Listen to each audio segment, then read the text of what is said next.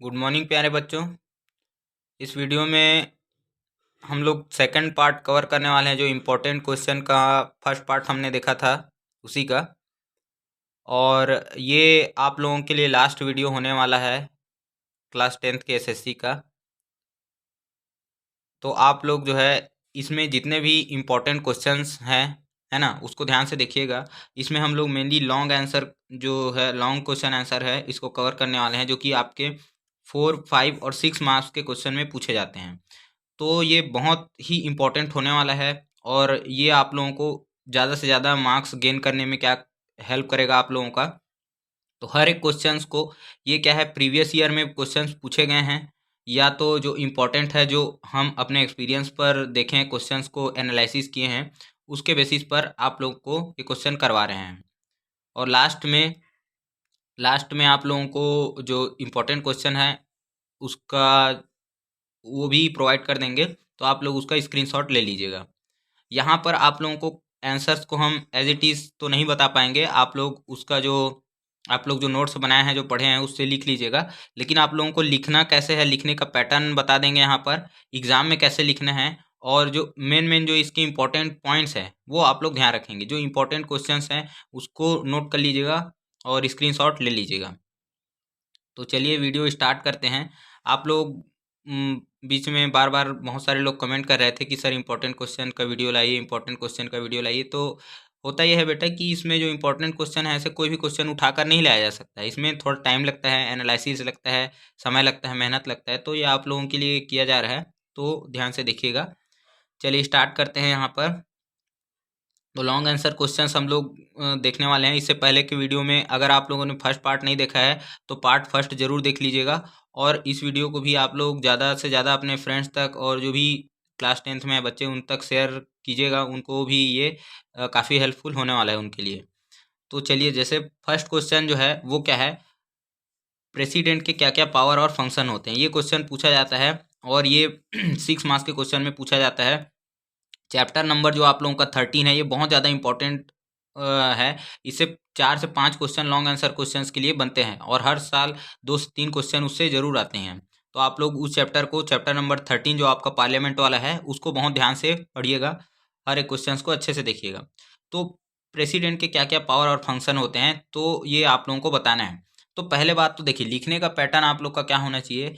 जो यहाँ पर फ्लो चार्ट है, ये बनाना है अगर दिया गया है तो, है ना। फिर आप लोगों को हमेशा ध्यान रखना है, जो लॉन्ग आंसर क्वेश्चन है उसको पॉइंट्स में ही लिखना है। ऐसा नहीं कि थ्योरी के जैसा जो लिखते हैं ना हम लोग पैराग्राफ में, वैसे कभी भी नहीं लिखना है। उससे क्या होता है, जो चेक करने वाला है उसको भी पढ़ने में प्रॉब्लम होता है, और आप लोग भी बहुत सारे जो फालतू की चीज़ें हैं उसमें लिख देते हैं। तो जो की पॉइंट्स है, जो इंपॉर्टेंट पॉइंट्स है, उसी को पॉइंट वाइज लिखना है और ध्यान रखना है। तो सबसे पहले प्रेसिडेंट के बारे में हम लोग जानते हैं कि ये क्या होता है। हमारे देश का हेड होता है, कॉन्स्टिट्यूशनल हेड होता है। प्राइम मिनिस्टर हमारे देश का मुख्य नहीं होता है, और प्रेसिडेंट को ही हम लोग फर्स्ट पर्सन बोलते हैं इंडिया का। अब इसके बारे में हम लोगों ने आपके बुक में ऐसा स्टार के जैसा दिया है, तो जो 6 पॉइंट्स है ये आप लोगों को याद रखने हैं। तो पावर क्या क्या होते हैं प्रेसिडेंट्स के, है ना। तो सबसे पहला होता है, आप लोगों ने 3 चीज़ पढ़ा है, लेजिस्लेटिव, एग्जीक्यूटिव और जुडिशियल। तो उसी पे याद रखना है 3 पॉइंट। तो लेजिस्लेटिव पावर, लेजिस्लेटिव मतलब क्या होता है, जो कानून बनाता है, एक्ट बनाता है। तो क्या होता है, जो सेशन रहता है, जो पार्लियामेंट होता है, उसको बुलाने का काम, उसका जब सेशन स्टार्ट होता है, 3 सेशन बताया आप लोगों को, budget session, winter session, monsoon session. तो वो स्टार्ट करने का काम प्रेसिडेंट का होता है। और ये ऑर्डिनेंस भी जारी करता है, अध्यादेश। जब पार्लियामेंट सेशन में नहीं है तो उस समय कोई नियम कानून लाना है तो उसको डायरेक्ट प्रेसिडेंट ला सकते हैं। दूसरा हो गया एग्जीक्यूटिव पावर। एग्जीक्यूटिव पावर में बताए हैं, जितने भी अपॉइंटमेंट होते हैं, जितने भी नेता मंत्री, या जो भी जैसे ऑडिटर जनरल हो गया, C controller and auditor general, CAG हो गया, अटर्नी जनरल हो गया, या गवर्नर हो गया, जो हमारे राज्यों में राज्यपाल रहता है उसका हो गया, है ना। जो चीफ जस्टिस ऑफ, जितने भी जज हो गए, उन सब का अपॉइंटमेंट कौन करता है, तो प्रेसिडेंट ही करता है। फिर बताए हैं जुडिशियल पावर। जुडिशियल मतलब क्या होता है, न्याय। तो ये कुछ न्यायिक पावर भी रहता है प्रेसिडेंट के पास। जैसे ये क्षमा प्रदान कर सकते हैं, क्षमा शक्ति इसको बोलते हैं, ग्रांट पार्डन। अगर किसी को भी डेथ पेनल्टी या कुछ भी है ना, जो सीरियस केस हो गया, डेथ पेनल्टी भी हो गया, तो उसको इंडिया में एक ही आदमी क्षमा कर सकता है, और वो कौन है, जो हमारा प्रेसिडेंट है वो, है ना। उसके बाद ये सुप्रीम कोर्ट से सलाह ले सकता है कि अगर कुछ चीज़ में, कानून के मामले में उनको समझ नहीं आ रहा है, तो वो क्या कर सकता है, सुप्रीम कोर्ट से प्रेसिडेंट सलाह ले सकता है कि इसमें क्या करना चाहिए ऐसे करके। तो ये न्याय से रिलेटेड हो गया। तो ये जो है प्रेसिडेंट का जुडिशियल पावर कंसीडर किया जाता है। फिर मिलिट्री पावर में आते हैं। तो मिलिट्री पावर मतलब सेना से रिलेटेड है।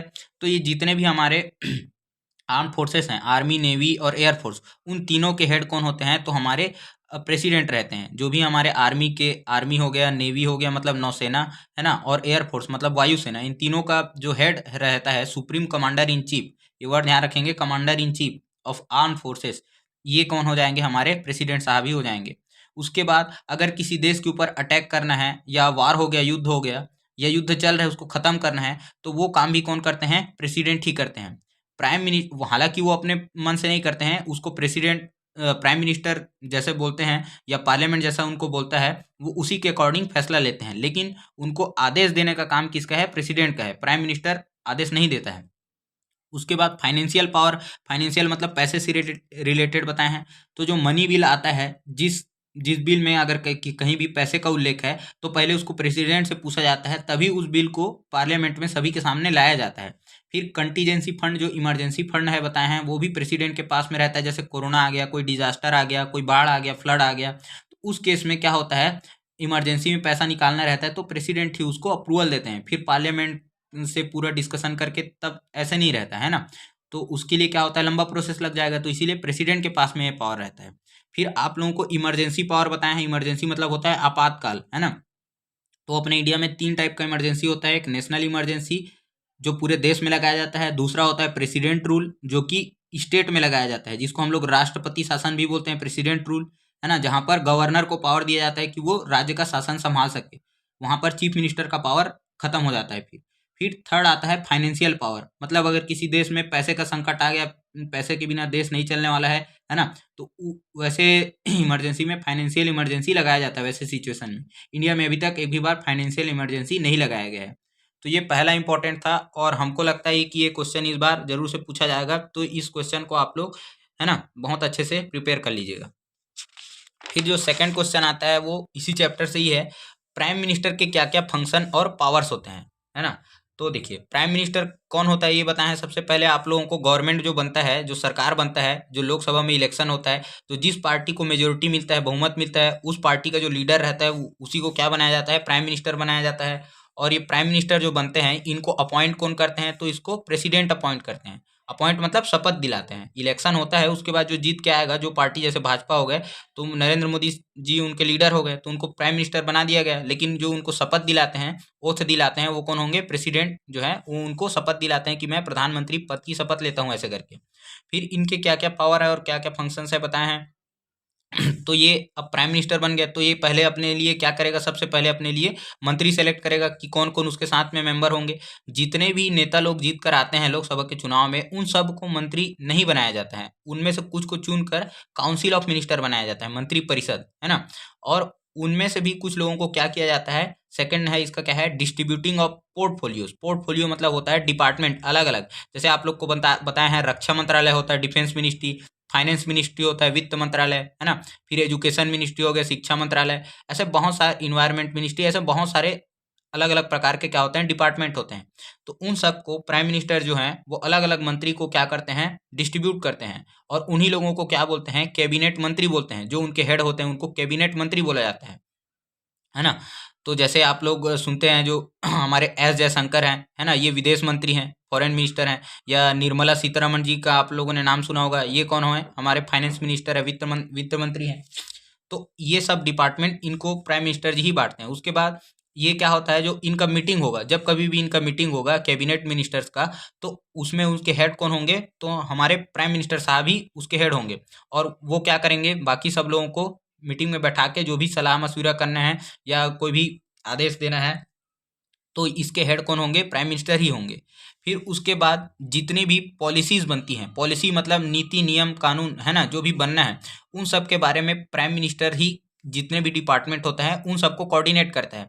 मान के चलो बजट में कुछ नया चीज लेके आना है, तो है ना, रक्षा मंत्रालय में हमको कुछ नया चीज, कोई नया मशीन या कोई नया क्या करना है हमको, टैंक शामिल करना है, या अगर हमको मान के चलो कल के दिन में चाइना पे अटैक करना है या पाकिस्तान पे अटैक करना है ना, ऐसा कुछ प्लान बनता है तो वो सब चीज़ को क्या होता है, प्राइम मिनिस्टर ही उसको हेड करता है। और जितने भी, जैसे मान के चलो हमारे देश में कोई योजना लाना है ना, ये जैसे जम्मू कश्मीर को हम लोग क्या किए, स्टेट से उसको यूनियन टेरिटरी बनाए, तो ये जितने भी जो भी योजनाएं होते हैं, जो भी नीति होती है, जो भी पॉलिसी होती है, उन सबको कोऑर्डिनेट कौन करता है, प्राइम मिनिस्टर ही कोऑर्डिनेट करता है, मतलब उसका हेड होता है। फिर एक बताए हैं नीति आयोग। नीति आयोग के जो चेयरपर्सन होते हैं, जो हेड होते हैं, वो भी कौन होते हैं, प्राइम मिनिस्टर होते हैं। अब ये नीति आयोग क्या है, आप लोगों ने प्लानिंग कमीशन पंचवर्षीय योजना आप लोगों को बताया है। प्लानिंग जो कमीशन पहले योजना आयोग हुआ करता था, ये क्या करता है हमारे सरकार को आगे आने वाले 5 साल में, 10 साल में क्या क्या करना है, ये एम लेकर चलते हैं, है ना। तो इस पे सोच विचार करने का काम कौन करता है, यही नीति आयोग। इससे पहले प्लानिंग कमीशन हुआ करता था, योजना आयोग। अब इसी का नाम चेंज करके 2015 के बाद से नीति आयोग कर दिया गया है। तो नीति आयोग का फुल फॉर्म भी आप लोगों को बताए थे, national institution for transforming India. India को ट्रांसफॉर्म करने के लिए, इंडिया को और बेहतर बनाने के लिए नीति आयोग बनाया गया था, जिसके हेड कौन होते हैं, प्राइम मिनिस्टर होते हैं। तो इतनी बातें यहाँ पर आप लोगों को प्राइम मिनिस्टर के पावर से, फंक्शन से ध्यान रखना है। फिर इसके बाद आता है, इसी का आगे का क्वेश्चन है, पार्लियामेंट के क्या क्या पावर और फंक्शंस होते हैं, पार्लियामेंट क्या क्या क्या काम करता है। तो इसमें भी फिर वही तीन चीज ध्यान रखना है, लेजिस्लेटिव, एग्जीक्यूटिव और जुडिशियल, है ना। इसके पास भी जैसे प्रेसिडेंट के पास 3 पावर रहते हैं। मेनली पार्लियामेंट क्या करता है, आप लोगों को बताया है कि ये लेजिस्लेचर के अंतर्गत आता है। यूनियन लेजिस्लेचर आप लोगों को बताए थे, लोकसभा और राज्यसभा मिलकर क्या बनाते हैं, पार्लियामेंट बनाते हैं, है ना। तो पार्लियामेंट में 2 हाउस होते हैं, लोकसभा और राज्यसभा, और प्रेसिडेंट भी इन्हीं का पार्ट होता है। तो सबसे पहले इसका क्या होता है, लेजिस्लेटिव फंक्शन। तो पार्लियामेंट का क्या काम क्या रहता है, हमारे देश के लिए क्या करना, लॉ बनाना, नियम या कानून बनाना। तो हमारे देश को चलाने के लिए बहुत सारे नियम कानून का जरूरत रहता है, तो वो कौन बनाता है, तो पार्लियामेंट ही, संसद ही वो नियम कानून बनाता है। फिर controlling the executive and making it answerable. अब क्या होता है, जो हम लोगों ने मंत्री नेता चुनकर भेजा है, वो क्या होता है, उनको काम करने के लिए भेजा है, तो उनकी जवाबदारी जवाबदारी बनती है ना। आंसरेबल भी उनको होना पड़ता है, अकाउंटेबल होना पड़ता है कि उन्होंने कोई काम है, डेवलपमेंट का काम है, वो किया है कि नहीं किया है प्रॉपर। तो जनता कल के दिन में उनको सवाल पूछेगी, तो उनको जवाब देना पड़ेगा, है ना। अपनी जिम्मेदारी के लिए प्राइम मिनिस्टर साहब को, जितने भी नेता मंत्री जो भी हैं, उन सबको जवाब देना पड़ेगा। अब इसके लिए क्या होता है, एक बताया है गवर्नमेंट, और दूसरा क्या होता है, अपोजिशन, मतलब जिसको हम लोग विपक्ष बोलते हैं। तो गवर्नमेंट तो क्या कर रही है, ये सरकार चला रही है, रूल कर रही है। अपोजिशन क्या करता है, इसकी कमी को देखते रहता है और समय समय पर इससे क्वेश्चन पूछते रहता है। इसी में आपको एक चीज बताया है, नो कॉन्फिडेंस मोशन, अविश्वास प्रस्ताव।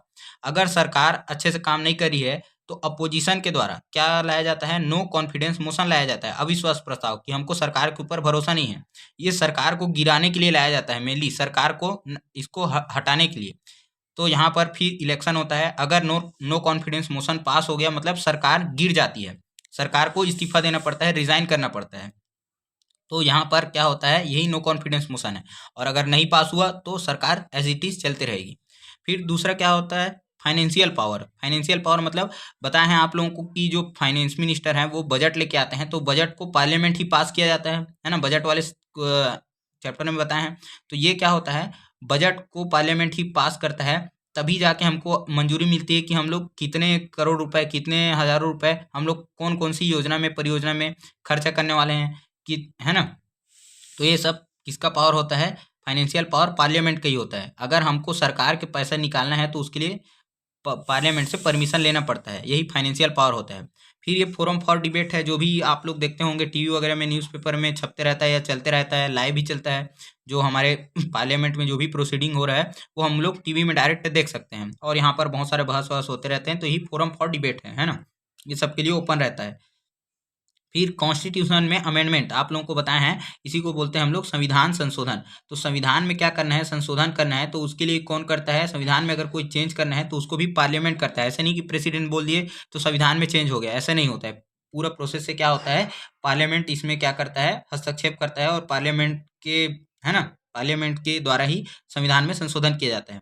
फिर संविधान में जो पार्लियामेंट है, वो कुछ कुछ इलेक्शंस भी कंडक्ट करवाती हैं। तो ये किसका किसका इलेक्शन करती हैं, तो प्राइम प्रेसिडेंट को भी चुनने का काम इसी लोकसभा और राज्यसभा, और जो भी हमारे एमएलएस हैं, इनके द्वारा किया जाता है। फिर वाइस प्रेसिडेंट का भी इलेक्शन पार्लियामेंट के द्वारा किया जाता है, लोकसभा और राज्यसभा के मेंबर्स के द्वारा किया जाता है ना। प्रेसिडेंट को डायरेक्टली हम लोग नहीं चुनते हैं, हम लोग लोकसभा के मेंबर्स को, एमएलए को चुनते हैं, और उन लोग मिलकर फिर प्रेसिडेंट को चुनते हैं। फिर इनके पास कुछ जुडिशियल पावर भी रहता है। जुडिशियल पावर में क्या क्या है। जुडिशियल मतलब न्याय कर सकते हैं। क्या न्याय कर सकते हैं? अगर कल के दिन में प्रेसिडेंट को हटाना है तो वो भी कौन हटा सकता है? पार्लियामेंट ही हटा सकता है। वाइस प्रेसिडेंट को जिनको इन्होंने चुना है उनको ये हटा सकते हैं। फिर जज को भी हटाना है तो यही पार्लियामेंट के द्वारा ही उनको हटाया जा सकता है। लेकिन ऐसे ही नहीं हटाया जा सकता है। प्रेसिडेंट को बहुत सारे उसके टर्म्स एंड कंडीशन रहते हैं। अगर ये कुछ पागल हो गया है, प्रेसिडेंट उल्टा सीधा आदेश दे रहा है या अपने पावर का मिस यूज कर रहा है, ऐसा लगता है, तब पार्लियामेंट ही उसको हटा सकती है। तो ये यहाँ पर हम लोगों ने देखा, ये क्वेश्चन लास्ट ईयर भी आया है, पार्लियामेंट के क्या क्या पावर और फंक्शंस हैं, है ना। यहाँ पर देखिए बहुत बहुत सारे लॉन्ग आंसर क्वेश्चंस हैं, तो हर एक क्वेश्चंस को मैं उतने ज़्यादा डेप्थ में एज इट इज़ नहीं बता पाऊंगा, तो आप लोग इंपॉर्टेंट पॉइंट्स को सुनते रहिएगा और अपने से रिवीजन कर लीजिएगा अच्छे से। फिर इसी चैप्टर का एक क्वेश्चन आता है, इलेक्शन कमीशन क्या है और इसके क्या क्या फंक्शन है। तो आप लोगों को बताया है कि इलेक्शन करवाने के लिए एक अलग से इंस्टीट्यूशनल, है ना, इंस्टीट्यूशन बनाया गया है जिसका उल्लेख संविधान में है। इसीलिए इलेक्शन कमीशन क्या है? कॉन्स्टिट्यूशनल बॉडी है जिसके बारे में संविधान में लिखा गया है, और ये क्या करता है? हमारे लिए फ्री और फेयर इलेक्शन करवाता है ना, निष्पक्ष रूप से इलेक्शन करवाता है।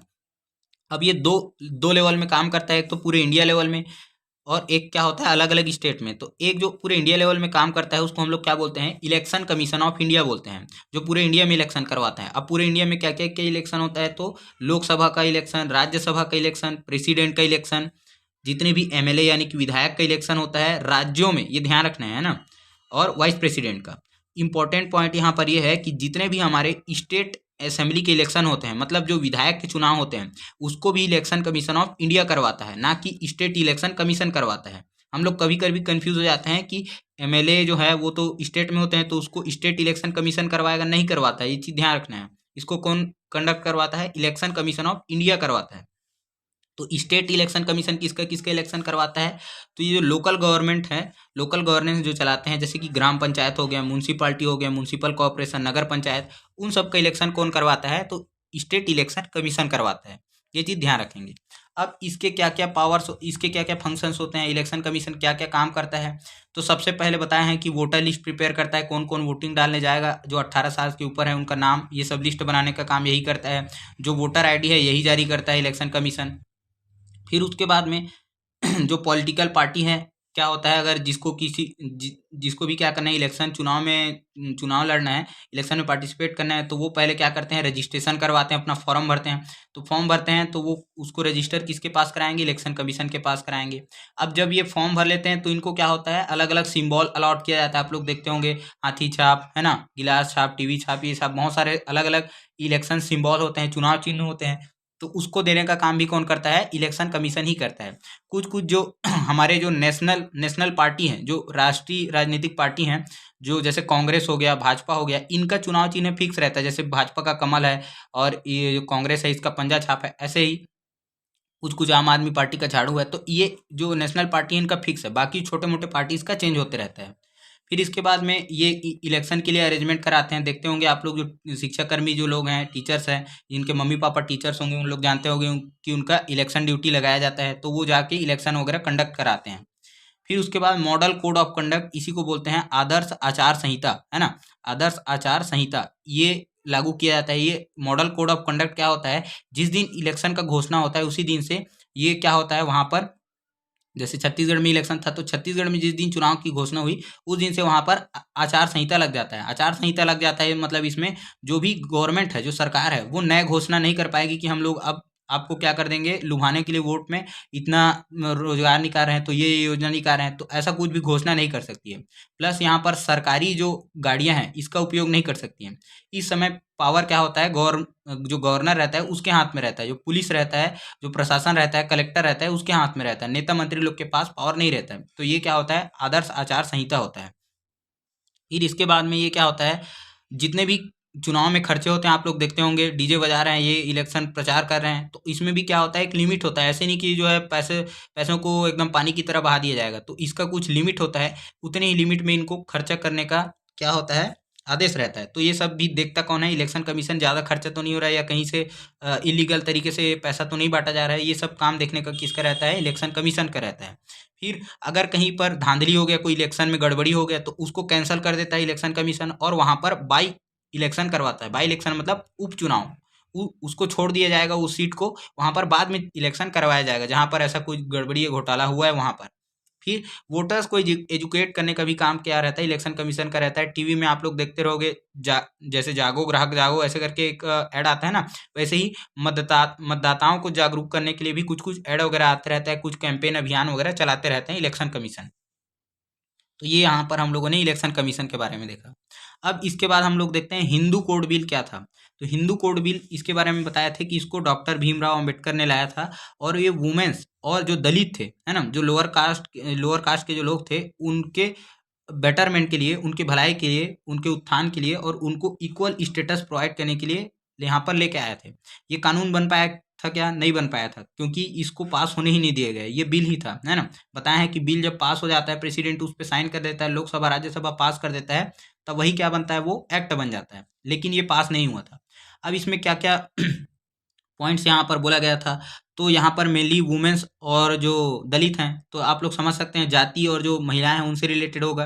तो यहाँ पर बोला गया था कि जो भी पिता का संपत्ति रहता है उसमें महिलाओं को, है ना, उनकी जो वाइफ है और उनकी डॉटर है, उनको बराबर का अधिकार मिलना चाहिए जितना उनके बेटों को मिलता है ना, उनके उत्तराधिकारियों को मिलता है। फिर इसमें बोला गया था कि कोई भी एक से ज़्यादा शादी नहीं कर सकता, चाहे वो पुरुष हो या महिला हो, अगर उसकी पत्नी या पति जिंदा है तब तक। फिर उसके बाद बोला गया कि जो वुमेन है और मेन है, ये दोनों को बराबर अधिकार होगा डाइवोर्स देने का। ज़्यादातर हम लोगों ने देखा है कि पहले क्या होता है, जो पुरुष है है ना, वो महिला को क्या बोल देता है, डाइवोर्स दे देता है, महिलाओं को कोई अधिकार नहीं हुआ करता था। तो ये सब चीज़। फिर इसके बाद जो इंटर कास्ट जो मैरिज है, मतलब एक जाति से दूसरे जाति में विवाह, इसको क्या किया गया था, लीगल परमिशन देने की बात कही कही थी इसमें, है ना, लेकिन ये पास नहीं हो पाया था। तो एक जाति से दूसरे जाति में जाति प्रथा को खत्म करने के लिए, जो कास्ट सिस्टम है उसको खत्म करने के लिए ये किया गया था। फिर जो एडॉप्शन है, मतलब जो गोद लेते हैं बच्चे, किसी भी जाति के बच्चे को गोद लिया जा सकता है, ऐसे करके इसमें बोला गया था, लेकिन ये फाइनली पास नहीं हुआ था। ये ध्यान रखेंगे आप लोग। 1952 में क्या आया था, हिंदू कोड बिल, ये आया था, डॉक्टर भीमराव अम्बेडकर लेकर आए थे। फिर जो इसके बाद जो क्वेश्चन बनता है वो क्या है, प्रेशर ग्रुप क्या है ना, और ये डेमोक्रेसी के लिए क्यों जरूरी है। और ये एक क्वेश्चन इसी में पूछा जाता है कि पॉलिटिकल पार्टी से, है ना, जो राजनीतिक पार्टी हैं, इससे कैसे अलग हैं। तो पहली बात तो प्रेशर ग्रुप क्या होता है, आप लोगों को बताया है कि ये सामाजिक ग्रुप होते हैं, सोशल ग्रुप होते हैं कुछ लोगों का, जो क्या करते हैं, एक साथ आते हैं बहुत सारे लोग, है ना, और क्या करते हैं, अपने कॉमन डिमांड को, सबका एक ही मांग रहता है, वो क्या करते हैं, अपने मांगों को सरकार के सामने रखते हैं और सरकार की जो भी नीति है उसको चेंज करने का, उसको प्रभावित करने का प्रयास करते हैं। जैसे इसका एग्जांपल आप लोगों ने कुछ दिन पहले जो ट्रक ड्राइवर लोग का हड़ताल हुआ था उसमें देखे होंगे, सब ट्रक ड्राइवर लोगों ने क्या कर दिया था, बस वाले लोगों ने हड़ताल कर दिया था, बस वगैरह नहीं चल रही थी, ट्रक वगैरह नहीं चल रहे थे, तो पेट्रोल वगैरह भी बंद होने वाला था। तो यही लोग क्या करते हैं, सरकार ने कोई नियम कानून लाया, उसके विरोध में इन लोग उतर गए थे। तो इन लोग अपना सबका एक कॉमन डिमांड था, सब लोग एक ही चीज़ की मांग कर रहे थे। अब इसके अलग अलग मेथड होते हैं, तो इन लोग क्या करते हैं, जैसे कि डेमोन्स्ट्रेशन करते हैं, धरना प्रदर्शन, हंगर स्ट्राइक, भूख हड़ताल हो गया, या नेता नेता लोगों से जाकर मीटिंग वगैरह करते हैं, या फिर इन लोग कुछ में एप्लीकेशन मेमोरेंडम देते हैं, कागज पत्री में लिख कर, ये सब चीज़। तो अलग अलग इसके मेथड हो सकते हैं। अब ये प्रेशर ग्रुप आप लोग समझ गए क्या क्या होता है। अब ये पॉलिटिकल पार्टी से कैसे अलग होता है, तो पॉलिटिकल पार्टी, जो राजनीतिक पार्टी है, वो क्या होती है, चुनाव जीतकर सत्ता में आना चाहती है, पावर में। लेकिन जो प्रेशर ग्रुप है वो कभी भी पावर में नहीं आना चाहते हैं, उनका मांग पूरा हो गया और वो खत्म हो गए प्रेशर ग्रुप, है ना। तो जो सरकार के ऊपर प्रेशर बनाता है, ऐसे ग्रुप्स को, ऐसे सोशल ग्रुप को प्रेशर ग्रुप बोला जाता है ना।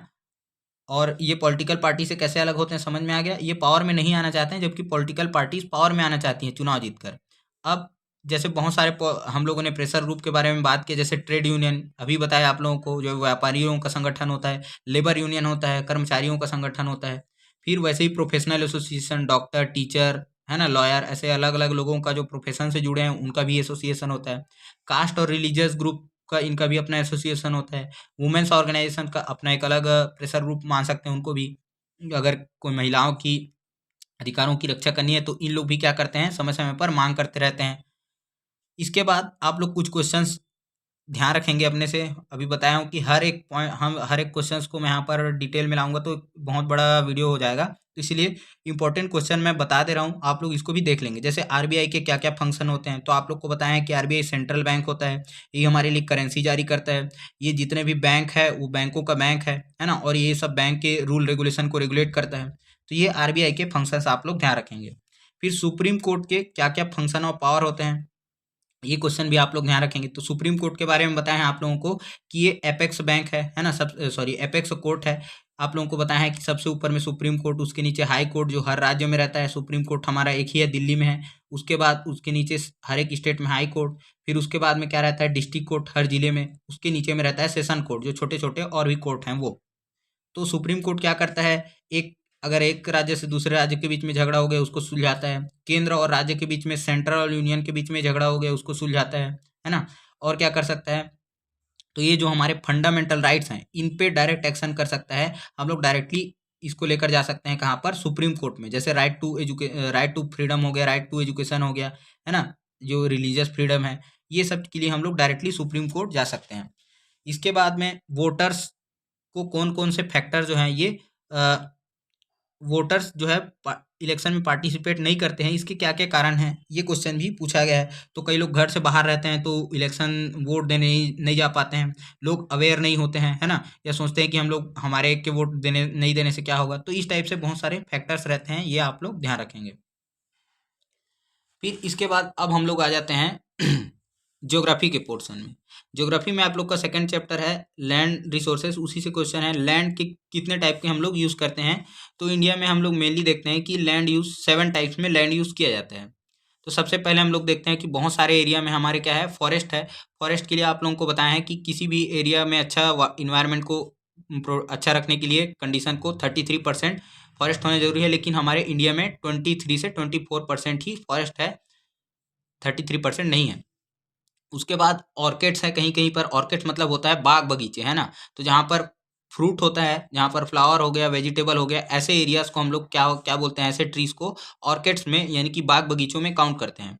फिर कुछ लैंड यूज होता है हम लोग एग्रीकल्चर, और सबसे ज़्यादा हम लोग हमारे इंडिया में क्या होता है, मोस्टली एग्रीकल्चरल लैंड ही है जहाँ पर हम लोग खेती करते हैं। क्योंकि इंडिया जानते हो किसानों का देश है ना। तो ज़्यादातर लोग क्या है, एग्रीकल्चर से ही जुड़े हुए हैं। फिर नॉन एग्रीकल्चरल लैंड, जहाँ पर रोड हो गया, जहाँ पर घर बने हैं, बिल्डिंग्स बने हैं, जहाँ पर कंस्ट्रक्शन वर्क है, ये सब एरिया जो कि कहीं कहीं पर पहाड़ हैं, डेजर्ट है, जहाँ पर एग्रीकल्चर नहीं किया जा सकता, उनको नॉन एग्रीकल्चरल लैंड बोलते हैं। फिर फैलो लैंड, फैलो मतलब क्या हो गया, जो खाली पड़ा है ना। जैसे हम लोग कुछ एग्रीकल्चर कर रहे थे, लेकिन वो कुछ समय के लिए क्या होता है, 4-6 महीने के लिए खाली छोड़ देते हैं, एक ही सीजन में फसल हो रहा है ना। या कहीं कहीं पर 1-2 साल तक उसको छोड़ दिया जाता है, वहाँ पर कोई खेती नहीं हो रहा है, ऐसे लैंड को हम लोग क्या बोलते हैं, फैलो लैंड। फिर उसके बाद में आता है बैरन लैंड। बैरन लैंड मतलब बंजर भूमि, जो अब एग्रीकल्चर के लायक नहीं बची है, जो एकदम खराब हो गई है। और ज़्यादातर यहाँ पर क्या होता है, कंस्ट्रक्शन वर्क ऐसे एरियाज में किया जाता है। कंस्ट्रक्शन कर दिए, कोई मॉल बना दिए, स्कूल बना दिए, हॉस्पिटल बना दिए, ऐसे सब जगह पर बैरन लैंड्स में कंस्ट्रक्शन वर्क यूज़ होता है। फिर पैस्चर लैंड, पैस्चर लैंड मतलब होता है चारागाह। चारागाह मतलब जहाँ पर पशुओं को, एनिमल्स को ग्रेजिंग करने के काम आता है, चराने के काम आता है, ऐसी जगह को हम लोग पैस्चर लैंड बोलते हैं। तो ये 7 टाइप के लैंड यूजेस इंडिया में हम लोगों को देखने के लिए मिलते हैं। लैंड का इस टाइप में यूज होता है। फिर सॉइल कितने टाइप का होता है इंडिया में, ये भी क्वेश्चन पूछा गया है, कहाँ कहाँ पर मिलता है ये भी ध्यान रखना है। तो मेनली हम लोग 6 टाइप के सॉइल हम लोग देखते हैं। सॉइल मतलब ये क्या है, मिट्टी का बात कर रहा है, और ये लैंड के अलग अलग प्रकार का बात कर रहा है, तो कंफ्यूज नहीं होना है दोनों में, है ना। तो सॉइल पहली बात क्या है, आप लोग देखे हो माउंटेन वगैरह में क्या होता है, पहाड़ों से बड़े बड़े चट्टान रहते हैं, यही क्या होते हैं, हजारों लाखों साल में छोटे छोटे बारीक दानों में पिस कर क्या हो जाता है, मिट्टी का फॉर्म ले लेते हैं, है ना। अब ये मिट्टी अलग अलग टाइप का होता है, हर एक जगह का मिट्टी एक जैसा नहीं रहता है। तो सबसे पहले जो आता है वो क्या है, एलुवियल सॉइल। ये सबसे ज़्यादा फर्टाइल रहता है, और ये ज़्यादातर नदी जो बेसिन्स है, नदी घाटी है, नदी के आसपास में क्या होता है, नदी के द्वारा जमाया जाता है। जब बाढ़ आता है तो ये मोस्टली फर्टाइल रहता है। और ये हम लोग देखेंगे नॉर्दर्न प्लेन्स, हमारे यूपी बिहार वाले एरिया में, जो गंगा यमुना का जो क्षेत्र है, वहाँ पर हमको एलुवियल सॉइल देखने के लिए मिलता है, जहाँ पर भी नदी है, नदी रहेगा वहाँ पर। उसके बाद आता है रेड और येलो सॉइल। रेड और येलो सॉइल क्या होता है, ये सबसे ज़्यादा अमाउंट में, सबसे ज़्यादा एरिया में यही रेड और येलो सॉइल पाया जाता है। इंडिया में भी बात करें सबसे ज़्यादा कौन सा सॉइल मिलेगा, रेड और येलो सॉइल। छत्तीसगढ़ में भी रेड और येलो सॉइल सबसे ज़्यादा मिलता है। और इसका जो रेड कलर है वो आयरन ऑक्साइड के कारण, आयरन देखे हो ना आप लोग, लोहा का, ये कभी पानी पियोगे, बोर वगैरह का देखे होगे, तो वो क्या आता है, यही इसी के कारण, आयरन ऑक्साइड के कारण रेड कलर इसका हो जाता है। फिर ब्लैक सॉइल, आप लोगों को पता है हमेशा ब्लैक कॉटन सॉइल ऐसे याद रखना है इसको, क्यों, क्योंकि ये कॉटन के लिए क्या होता है, सबसे ज़्यादा सूटेबल रहता है, इसमें वाटर होल्डिंग कैपेसिटी रहता है, पानी को पकड़ के रख सकता है ब्लैक सॉइल। उसके बाद आता है, ये महाराष्ट्र गुजरात में पाया जाता है, और इसमें कॉटन सबसे ज़्यादा होता है। फिर आता है लेटेराइट सॉइल। लेटेराइट सॉइल ये आप लोग मुर्मी देखे होंगे, तो वही जो होता है वो लेटेराइट सॉइल इसको बोलते हैं। ये हैवी रेन और हैवी टेम्परेचर जहाँ पर रहता है, तो क्या होता है, ये हैवी रेन जहाँ पर होता है, ऊपर का जो लेयर रहता है मिट्टी का वो क्या हो जाता है, छील कर निकल जाता है। तो बाकी जो जो अनउपजाऊ जो लेस फर्टाइल जो सॉइल रहता है उसी को हम लोग क्या बोलते हैं, लेटराइट सॉइल बोलते हैं। फिर आता है अराइड सॉइल। अराइड ये क्या होता है, अराइड मतलब सूखा। ये कहाँ मिलेगा, डेजर्ट में मिलेगा, इसलिए इसको डेजर्ट सॉइल भी बोलते हैं, राजस्थान के थार डेजर्ट वगैरह एरिया में। फिर आता है सिक्स सिक्स जो टाइप है वो माउंटेन या फॉरेस्ट सॉइल बोलते हैं। ये हमारे माउंटेन जो हिमालयन रीजन्स है वहाँ पर हमको देखने के लिए मिलते हैं। इसी को आप लोग जो है मैप भी बना सकते हो, है ना। जैसे मैप इंडिया का आप लोगों को जब भी बोलते हैं कि मैप जो है वो जरूरी है ना। तो अगर आप लोगों को मैप बनाना आता है तो आप लोग अच्छी बात है, डायग्राम या मैप से आप लोग उसको क्या कर सकते हो, उसको ड्रॉ करके दिखा सकते हो, है ना। तो इंडिया का आप लोग मैप बना देंगे तो उससे अच्छा इंप्रेशन जाता है और इसे नंबर कटने के चांस कम हो जाते हैं। जैसे गंगा यमुना, यहाँ पर आप लोगों को क्या मिलेगा, एलुवियल सॉइल। डेजर्ट एरिया में राइट सॉइल मिलेगा। यहाँ पर आप लोगों को महाराष्ट्र कर्नाटक में ब्लैक सॉइल मिलेगा। लेटराइट सॉइल जहाँ पर पानी ज़्यादा गिरता है, यहाँ पर असम, चेरापूंजी और ये वेस्टर्न घाट वाले एरिया यहाँ पर मिलेगा। फिर आप लोगों को रेड सॉइल और येलो सॉइल तो पूरे इंडिया में मिलता है, तो ज़्यादातर यही रहेगा। माउंटेन सॉइल ये यहाँ पर हिमालयन रीजन में यहाँ पर मिलेगा। तो ये आप लोग ऐसे इसको शो कर सकते हैं। फिर इसके बाद रूरल और अर्बन जो सेटलमेंट है, इन दोनों में क्या डिफरेंस है, ये रूरल सेटलमेंट क्या है, अर्बन सेटलमेंट, ये बहुत ज़्यादा इंपॉर्टेंट क्वेश्चन है और हर साल ये क्वेश्चन आता है, रूरल और अर्बन सेटलमेंट। तो ये आप लोग ध्यान रखेंगे, है ना। तो रूरल सेटलमेंट क्या है, जो गांव में जो लोग रहते हैं, ग्रामीण जो क्षेत्र है उसी को रूरल बोलते हैं। अब इसके अलग अलग टाइप हैं, है ना। जैसे कॉम्पैक्ट सेटलमेंट, कॉम्पैक्ट मतलब एकदम पास पास।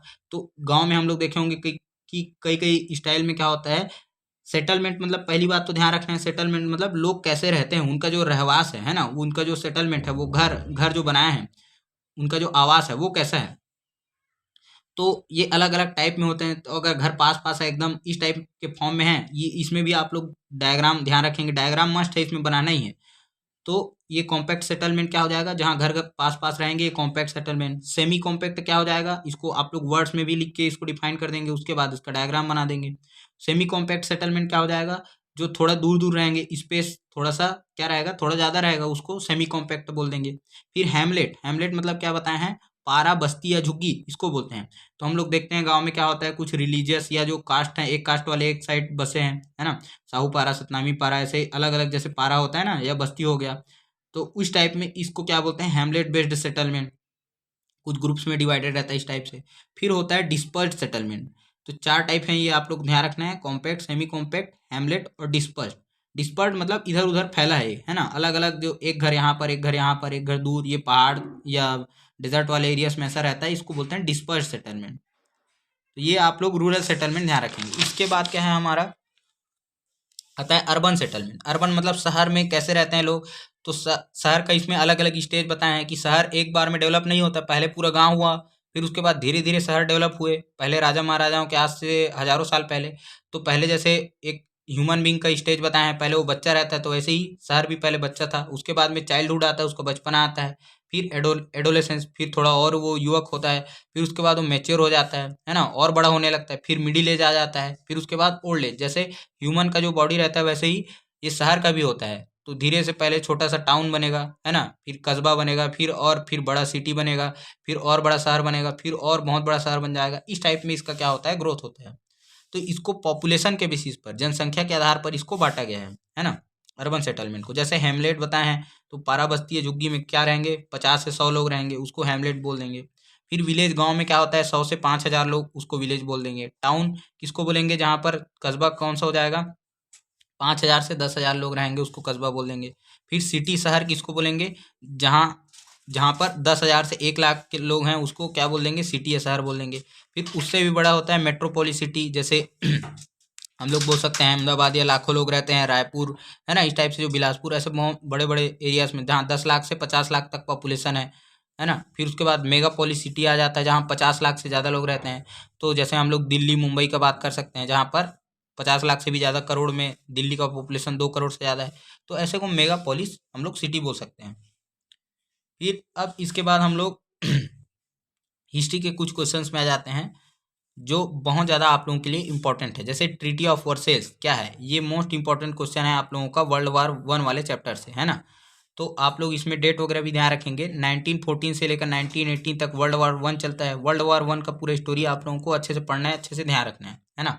उसके बाद 1914 के बाद में आप लोगों को बताया है कि 1914 में तो क्या 1918 में क्या हो जाता है, वर्ल्ड वॉर 1 खत्म हो जाता है। इसके बाद 1919 में क्या होता है, ट्रीटी ऑफ वर्सेल्स होता है। ट्रीटी ऑफ वर्सेल्स क्या था, जो जीतने वाले जो ग्रुप था उसको क्या बोला, अलाइड पावर्स। जो हारने वाले कौन थे, वो थे सेंट्रल पावर्स। इसी सेंट्रल पावर्स में कौन कौन था, जर्मनी था है ना, ऑस्ट्रिया हंगरी था और ऑटोमन एम्पायर था। तो जो जीतने वाले थे यूके, ब्रिटेन, फ्रांस, उनका जर्मनी से सबसे ज़्यादा दुश्मनी था। तो जर्मनी को पूरे हार के लिए इसी को क्या बनाया गया, वर्ल्ड वॉर 1 का कारण बताया गया। और इसके ऊपर ज़बरदस्ती फोर्सफुली ये ट्रीटी मतलब क्या होता है, संधि, है ना, समझौता, इसको साइन करवाया गया था। तो 1919 में ट्रीटी वर्सेल्स क्या है, वर्सेल्स क्या है, फ्रांस का एक शहर है, वहीं पर साइन कराया गया था। जैसे मान के चलो दिल्ली में अगर ये समझौता होता तो ट्रीटी ऑफ दिल्ली ऐसा इसका नाम दे देते, उस टाइप से। तो फ्रांस का एक शहर था वर्सेल, वर्साइस को हिंदी में बोलते हैं, वहीं पर ये समझौता हुआ था, फोर्सफुली जर्मनी को साइन करवाया गया था। अब इसके कुछ पॉइंट याद रखेंगे। जर्मनी को पूरे वर्ल्ड वॉर 1 के लिए क्या बनाया गया, गिल्टी माना गया, दोषी माना गया। और इसके ऊपर में 66,000 पाउंड, ये पाउंड का सिंबल है, जैसे हम लोग रुपए का सिंबल बनाते हैं, इसके ऊपर में क्या किया गया था, दोष जो है जुर्माना लगाया गया था, है ना। इसके ऊपर ये इतना पैसा जर्मनी से वसूला जाना था अलाइड पावर्स के द्वारा, ब्रिटेन, फ्रांस, यूएसए वगैरह के द्वारा। फिर जर्मनी को बोला गया कि उन्होंने जितना भी एरिया कब्जा रखा था फ्रांस का, रसिया का, वो उसको वापस करना था। जर्मनी को 2 हिस्सों में बांट दिया गया, एक पोलैंड बना दिया गया, एक अलग देश बना दिया गया, जर्मनी एक अलग देश बना दिया गया, है ना, उसका टुकड़े कर दिए गए।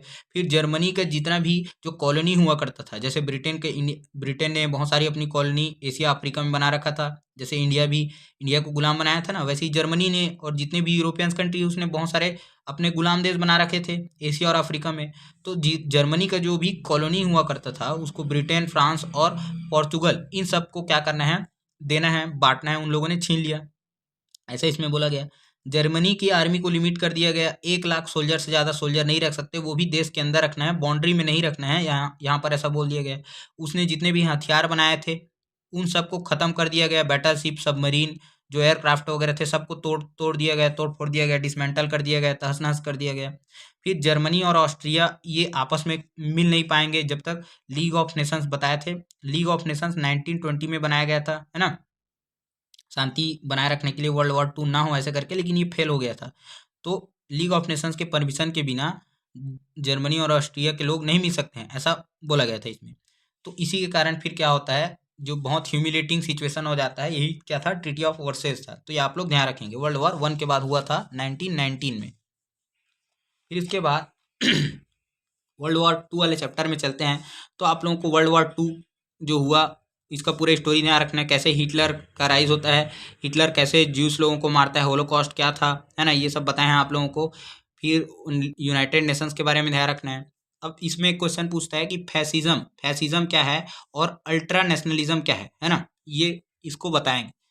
तो ऐसे करके, तो फैसिज्म का कैरेक्टरिस्टिक्स क्या होता है, तो आप लोगों को बताया है। जर्मनी में कौन था, हिटलर था, और इटली का लीडर कौन था, मुसोलिनी था। तो यहाँ पर जो मिडिल क्लास लोग थे ये सबसे ज़्यादा सप्रेस्ड थे, क्यों, क्योंकि क्या होता था यहाँ पर, जो जैसे अमीर बिजनेसमैन लोग हो गए, है ना, तो अमीर बिजनेसमैन लोग ये छोटे मोटे बिजनेसमैन लोग का धंधा चलने नहीं देते थे, तो ये इनके कारण परेशान रहते थे।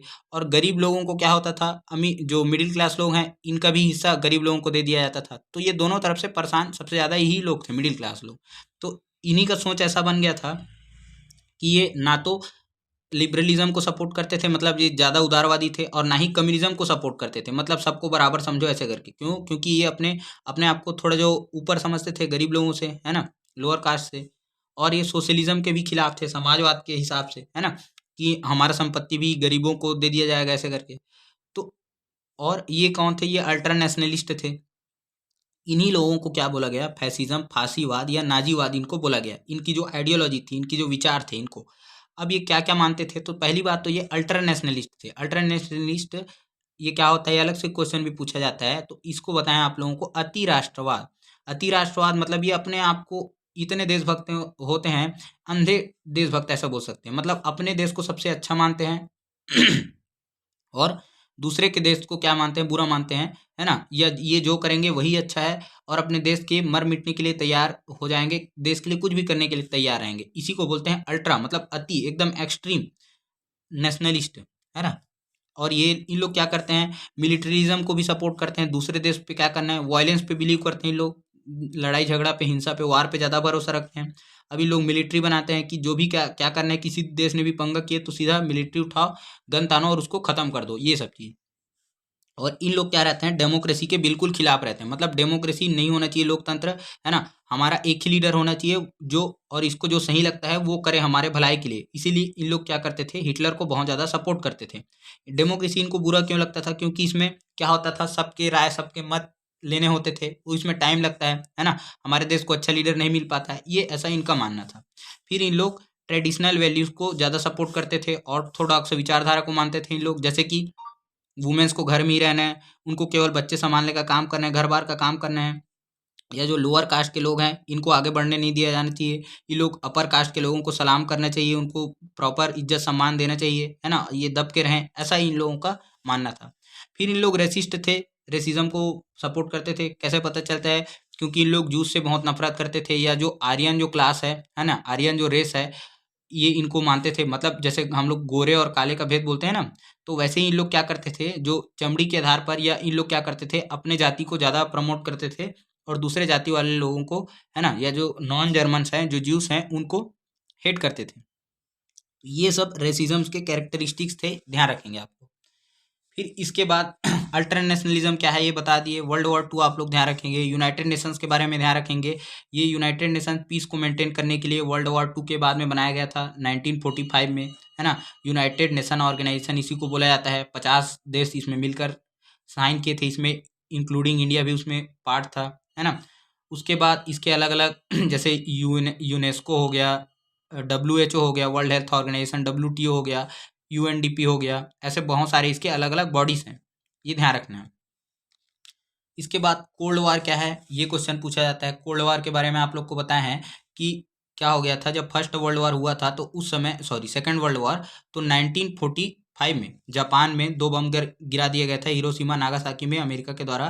तो उस समय USA और USSR दोनों जीत गए थे, एक ही पार्टी में थे, एक ही ग्रुप में थे, लेकिन इन दोनों के बीच में क्या हो गई, कहासुनी हो गई, और ये दोनों लोग आपस में डिवाइड हो गए। ये कैपिटलिस्ट क्लास को मानता था, पैसे वाले लोगों को USA, और USSR कम्युनिज्म की फिलोसफी को मानता था। तो अब इन दोनों में क्या हो गया, विचारधारा की लड़ाई होने लगी, आइडियोलॉजिकल वार, है ना।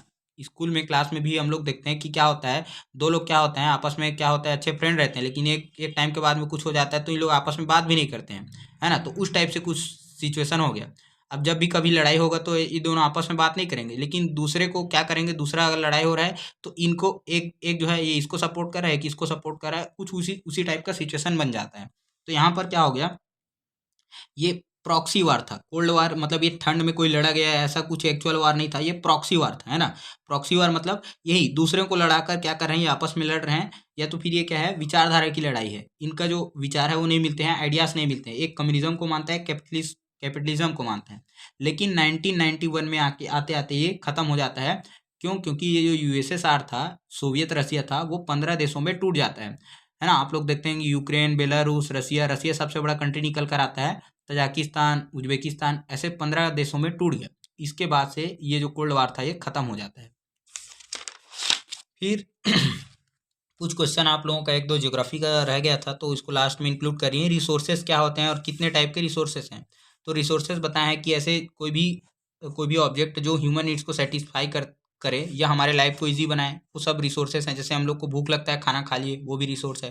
प्यास लगता है, पानी पी लिए। इलेक्ट्रिसिटी, फैन, रोड, फॉरेस्ट, सन, है ना, ये सब हमारे लिए रिसोर्सेज हैं। अब हमने मेनली इसको 2 टाइप में कैटेगराइज किया है ना। आप लोग और भी टाइप में इसको कैटेगराइज कर सकते हैं। आपको कितने नंबर में पूछा गया है ये आप लोग उसके अकॉर्डिंग आंसर करेंगे। लॉन्ग आंसर पूछा गया तो ज़्यादा उसको अच्छे से एलेबोरेट करके लिखेंगे, शॉर्ट में लिखा गया तो उसको कम में निपटा सकते हैं। तो जैसे टाइप्स ऑफ रिसोर्सेज को, इसको हमने 2 पार्ट्स में बांट दिया, एक नॉन रिन्यूएबल और एक रिन्यूएबल। नॉन रिन्यूएबल जिसको हम लोग एक बार यूज़ किया और वो ख़त्म हो गया, बार बार उसको यूज़ नहीं कर सकते हैं। तो जैसे कोल हो गया, इसको जला दिए, ख़त्म। फॉसिल फ्यूल्स इसी में आ जाता है, पेट्रोलियम, है ना, हमारा जो गैस हो गया, नेचुरल गैस हो गया, ये सब। पेट्रोल डीजल एक बार जल गया तो वो खत्म, फिर से नहीं आ सकते। मिनरल्स है ना, एक बार खोद के निकाल दिया, आयरन वगैरह जो भी है, उसके बाद हम लोग इसको तुरंत नहीं बन सकती, इसको लाखों करोड़ों साल तक रहेंगे, तब तक मानव का अस्तित्व ही खत्म हो जाएगा, पता नहीं है ना। तो इसीलिए इसको क्या बोला जाता है, नॉन रिन्यूएबल बोला जाता है। फिर दूसरा आता है रिन्यूएबल, इसको नवीनीकरणीय बोलते हैं, है ना, हिंदी में। तो ये क्या होता है, जिसको हम लोग बार बार यूज़ कर सकते हैं और ये रिन्यू होते रहता है। जैसे सोलर एनर्जी, ये कभी ख़त्म नहीं होने वाला है, जब जब तक क्या रहेगा, सन रहेगा। विंड एनर्जी, हवा चलते रहेगा, उसको कितना भी बिजली बना लो वो ख़त्म नहीं होने वाला है। हाइड्रो पावर मतलब जो वाटर से हम लोग जो डैम वगैरह बना के उससे बिजली बनाते हैं, इसको हाइड्रो पावर बोलते हैं। तो ये कभी ख़त्म नहीं होने वाला है, हम लोग वाटर का यूज़ करेंगे, फिर वो क्या होगा, फिर रिसाइकल होके ये बनते जाएगा। लास्ट क्वेश्चन लास्ट ईयर में क्वेश्चन पूछा गया था, हाइड्रो पावर और थर्मल पावर प्लांट के बीच में क्या अंतर है, ऐसे करके, है ना। अब हाइड्रो पावर जो होता है, अभी बताएं आप लोगों को, जो पानी से जो बिजली बनाते हैं, जो डैम वगैरह रहता है, उसमें क्या होता है, टरबाइन लगाकर, है ना, टरबाइन लगाकर पानी की इसके ऊपर गिराया जाता है और इससे फिर बिजली बनाया जाता है। इसी को हम लोग क्या बोलते हैं, हाइड्रो पावर बोलते हैं। थर्मल पावर प्लांट आप लोग देखते होगे, इसी से बिजली बनाया जाता है। जो कोयले को जलाकर बिजली बनाया जाता है उसको क्या बोलते हैं, थर्मल पावर प्लांट बोलते हैं। तो इन दोनों में डिफरेंस पूछा गया था। तो हाइड्रो पावर अभी बताया कि ये रिन्यूएबल है, इसको हम लोग बार बार यूज़ कर सकते हैं, वाटर से इसको बनाते हैं, डैम से, है ना, इसको इलेक्ट्रिसिटी जनरेट करते हैं। अब ये क्या है, वाटर से बना रहे हैं तो ये कोई भी पॉल्यूशन नहीं करता है ना, कोई भी हम लोग इसमें प्रदूषण नहीं कर रहे हैं। और लेकिन इसमें क्या है, एक नेगेटिव पॉइंट है कि इसमें थोड़ा कम एनर्जी हमको मिलता है। वही थर्मल पावर प्लांट ध्यान रखेंगे तो ये तो रिन्यूएबल है और ये नॉन रिन्यूएबल है। इसको हम लोग एक बार कोयले से बना रहे हैं तो कोयला जल गया तो बार बार इसको हम लोग उसी कोयले को रीयूज नहीं कर सकते हैं। फिर कोयला जला रहे हैं तो उससे कार्बन निकलेगा, CO2 निकलेगा, कार्बन डाइऑक्साइड, कार्बन मोनोक्साइड निकलेगा, तो पॉल्यूशन करेगा। फिर लेकिन उसके बाद इसमें क्या होता है, कोयले को जलाकर इलेक्ट्रिसिटी बनाते हैं, बताए हैं। लेकिन ध्यान रखना है, ज़्यादातर जितना भी अभी हम लोग इलेक्ट्रिसिटी प्रोड्यूस कर रहे हैं, ज़्यादातर थर्मल पावर प्लांट से ही उसको जनरेट किया जा रहा है। और इसमें as compare to hydro electric plant, इसमें ज़्यादा एनर्जी हम लोग जनरेट करते हैं कोयले को जलाकर। तो यहाँ पर ये कंप्लीट होता है आप लोगों का वीडियो, सेकंड पार्ट यहाँ पर, है ना। तो आप लोग अच्छे से इसको पढ़िएगा। आप लोग देख रहे हैं कंटिन्यू लगातार जो 45-46 मिनट से कंटिन्यू हम बिना रुके बोल रहे हैं। तो जितना मैक्सिमम हम आप लोगों के लिए कोशिश कर सकते थे यहाँ पर इम्पोर्टेंट क्वेश्चंस को लाने का, वो हमने अपने तरफ से कर दिया है। आप लोगों को बताया भी है कि हम क्या करते हैं, जॉब करते हुए, ड्यूटी करते हुए, जैसे भी समय मिलता है आप लोगों के लिए टाइम निकाल कर ये वीडियो बनाते हैं, है ना। रेगुलर हम टीचर नहीं हैं, अभी नहीं पढ़ा रहे हैं, लेकिन आप लोगों के लिए, आप लोग बच्चे लोग काफ़ी प्यार देते हैं और काफ़ी सपोर्ट करते हैं, इसलिए आप लोगों के लिए, है ना, ये वीडियो बना रहे हैं। तो चलिए आप लोग इतने क्वेश्चंस को अच्छे से कर लीजिएगा। यहाँ से आप लोगों को 70-80% क्वेश्चन आप लोगों को देखने के लिए मिल जाएगा। बाकी 20-30% क्वेश्चन का नहीं बोल सकते, लेकिन आप लोग अच्छे से पढ़ाई करेंगे तो पूरा क्वेश्चन आप लोग कर जाएंगे।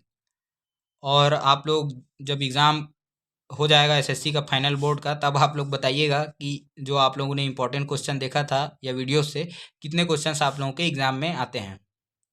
मैं क्वेश्चन जो है आप लोगों के लिए डाल दे रहा हूँ, इसका स्क्रीनशॉट ले लीजिएगा आप लोग। इम्पोर्टेंट जो क्वेश्चंस है उसका स्क्रीनशॉट इसमें ले लीजिएगा। चलिए इसी के साथ वीडियो को एंड करते हैं। थैंक यू, जय हिंद। आप लोग अच्छे से रहिएगा, अपना ध्यान रखिएगा और पढ़ाई अच्छे से कीजिएगा। जय हिंद।